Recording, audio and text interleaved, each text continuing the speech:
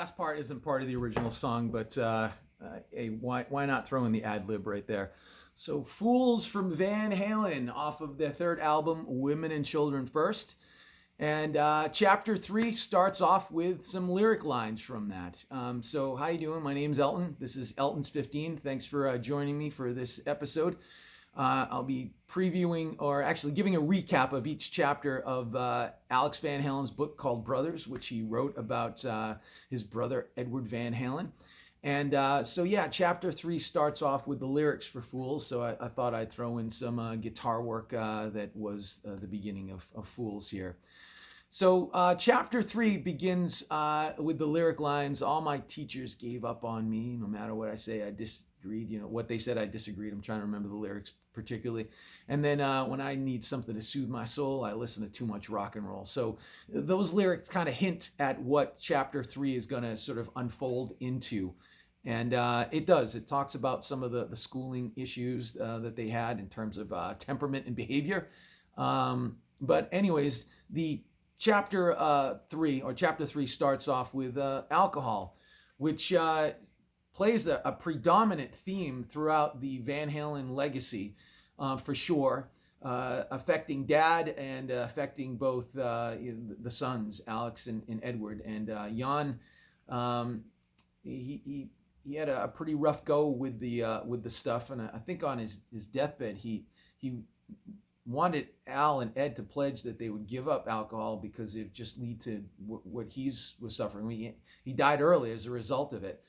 And I think Al kind of stuck to it, and Ed tried, and it just plagued him for many years thereafter. But anyway, so it starts off with alcohol, and Alex talks about his first time encountering alcohol. He was 6 years old. Yikes! That's whoa! It's incredible. It just sounds like it's a joke, but it's not.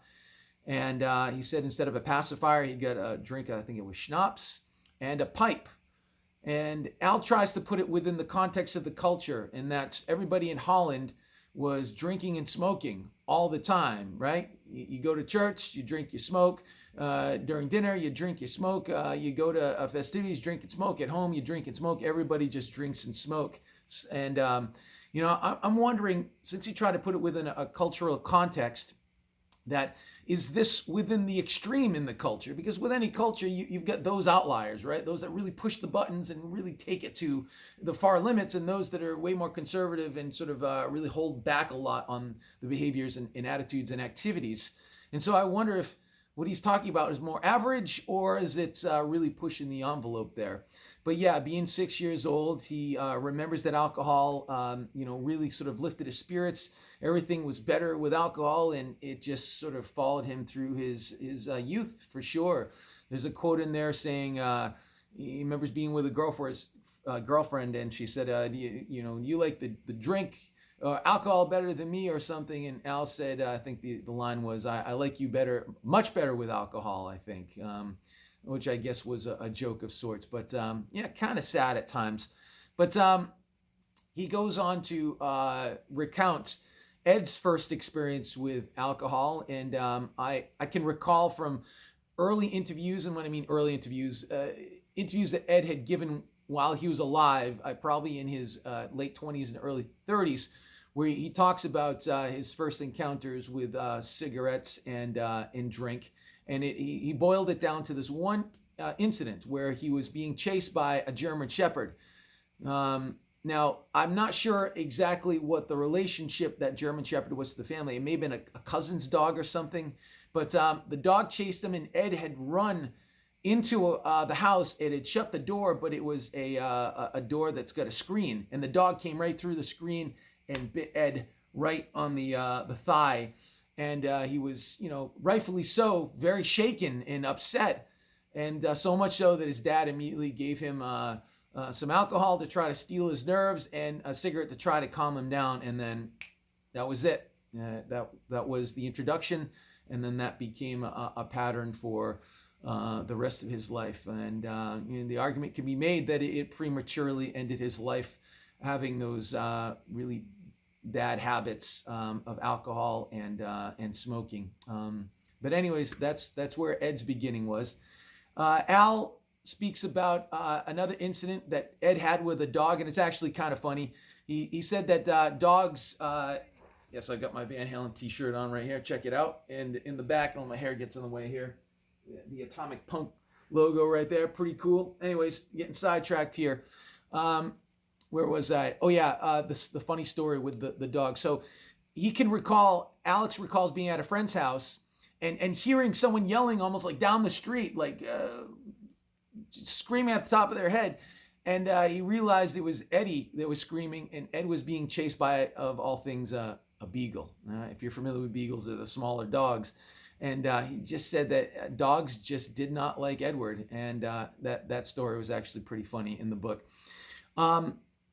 He also remembers sort of more of the alcohol stuff, that right before they came to the United States, that their dad was put into a military hospital to dry out. And Alex had no idea why they were going to visit Dad in this facility. It wasn't explained to him that it was a drying out scenario, but he does remember going there, and he remembers the sights and the smells, and that it was sort of a low budget, production as far as the amenities within the hospital. But yeah, that was one of his earlier memories of like seeing Dad in not such a good shape because of alcohol. He also mentions that when he was old enough, that his mom would give Alex orders to take out the dad. And what I mean by that is knock his dad out. So if Jan had been drinking too much, he was never a violent drunk, as Alex has said many, many times, but Jan would get out of hand. He'd be a bit boisterous and stuff. And so Eugenia would his wife and Al's mom, chase him around with like a pan, trying to hit him in the head. And Jan would be dodging her and trying to get out of the way. And Eugenia gave very strict orders to Alex. And Alex says, you do what mom says to knock your dad out. Whoa. And Alex remembers grabbing a Miller Lite glass bottle and hitting his dad over the head with it. And he says it's not like in the movies or in sitcoms. It's when it hits, he remembers it going into the soft tissue and then the skull. And he says he hoped that he's forgiven for that, because he feels terrible to this day for it. But they never had conversations after the incident at all. It was just kind of life goes on. And yeah, just real sad stuff with the alcohol stuff. So he speaks about how they were a very physical family to certain degrees, that Ed and Al were always kind of at each other's throats and, doing what kids do when they have arguments and disagreements. And that how Mr. Van Halen, that is Jan, would always threaten them with physical violence. And corporal punishment at the time was absolutely the norm. He said that he had a black, I think it's called a blackjack, like a nightstick that they would keep under the stairs. And Jan would threaten, you keep up with that stuff, I'm going to take out he said that he never did. But, mom would use a wooden spoon, and that was something that she would use to certain effect. I think she hit Alex one time really, really hard, and like a fingernail fell off. That's pretty crazy. But yeah, corporal punishment and being a physical family. He goes on to talk about how Ed was a very, very sensitive soul, that he felt as though Alex felt as though things that his mom would say would be, used to try to toughen them up, but it didn't really work for Ed. He kind of really took things to heart. Alex said a lot of things that his mom would say would just kind of roll off his back, and okay, maybe she means well, but with Eddie, it really, really, I guess, hurt him. And a common thing that I guess she would call him was a Nietznut, Nietznut, which translates into a nobody. You're a nobody, just like your father, she would always say.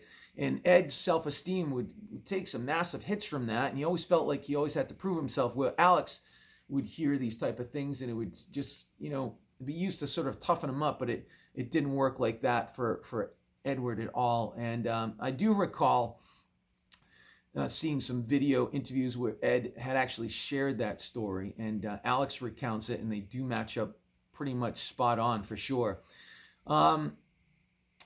And so with physical family and physical altercations, Alex remembers him and Ed always being at each other and all that kind of stuff. And that translates into a scar that Alex ended up getting by way of a bamboo stick that was used as a sword.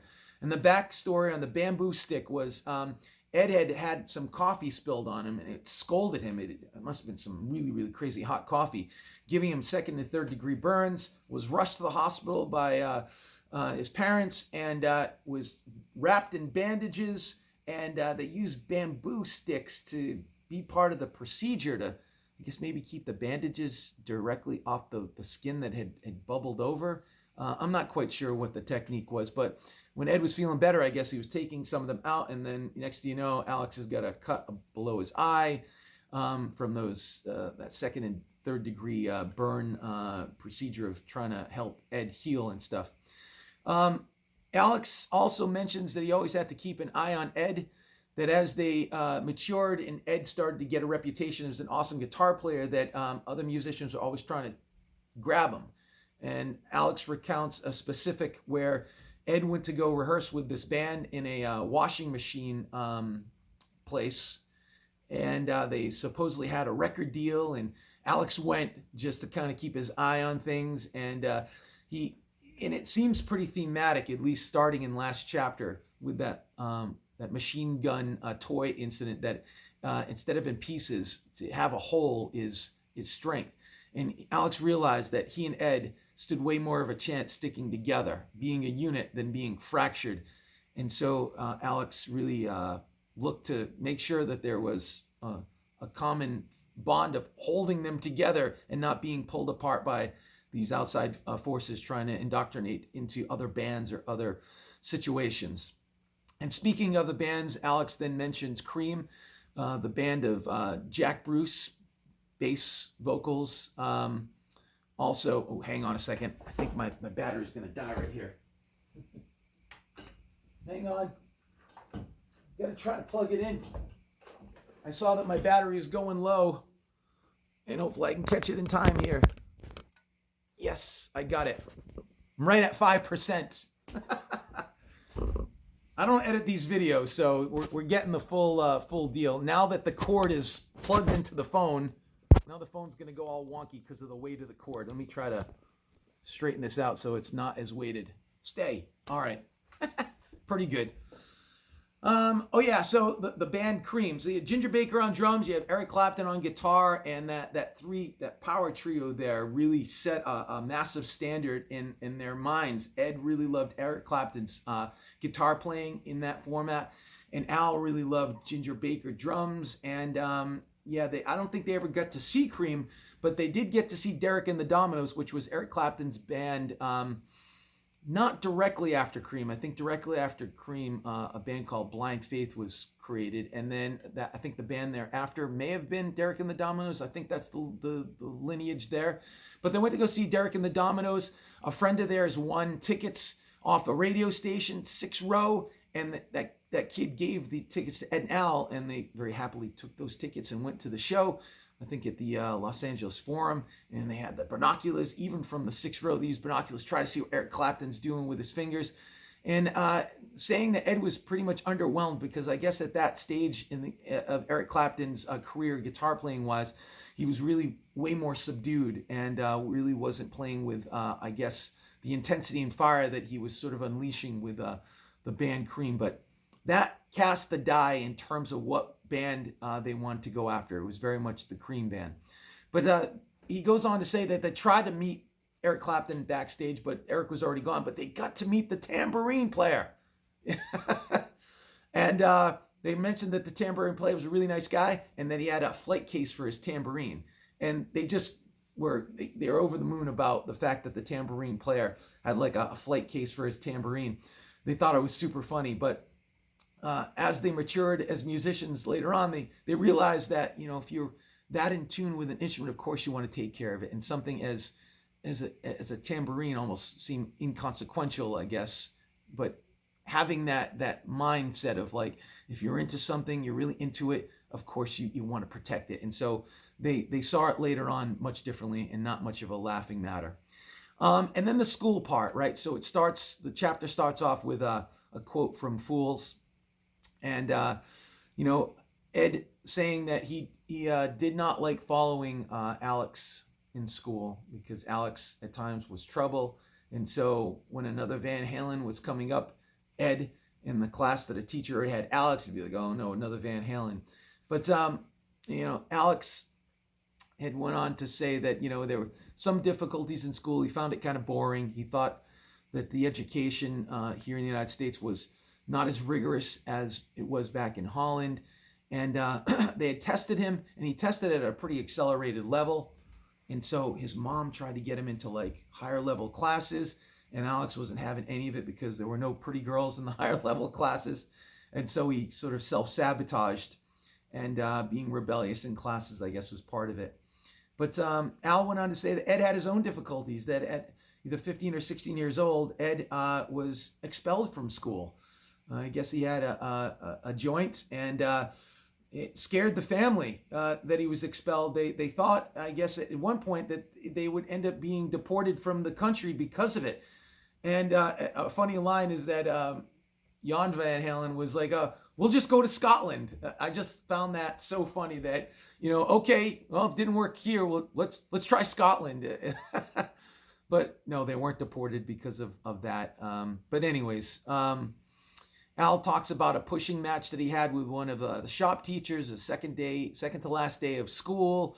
It was over the school newspaper or something he'd mentioned, and the shop teacher wanted it and pushed Al, and Al pushed him back, and they went back and forth, and Al ended up going to principal's office and getting reprimanded. But Al, remember him saying that it's like he didn't care that he was getting in trouble. He thought he was going to go to Vietnam. But luckily enough, his number was not in the range of which the soldiers or future soldiers were being pulled out of civilian life and being required to enlist. So thank goodness that didn't happen. There was the incident, Al recalls, where he looked to go after the snitch since Ed got busted with the joint, and Al beat up the wrong guy. And that guy had friends, and those friends found Alex and then beat him up. And so chapter 3 has some more interesting backstory, stuff that I'd never heard of. I've been a Van Halen fan for a really long time, since like 4th grade, and I'm pretty old right now. So I thought I knew almost everything, but this book is providing awesome insights into things that I didn't know about their backstory. It's great. So that's chapter 3. That's a recap of it. Thanks for hanging out. If you've made it this far, holy moly, thank you. Awesome. Anyways, my name's Elton. This is Elton's 15. And thanks again. See ya.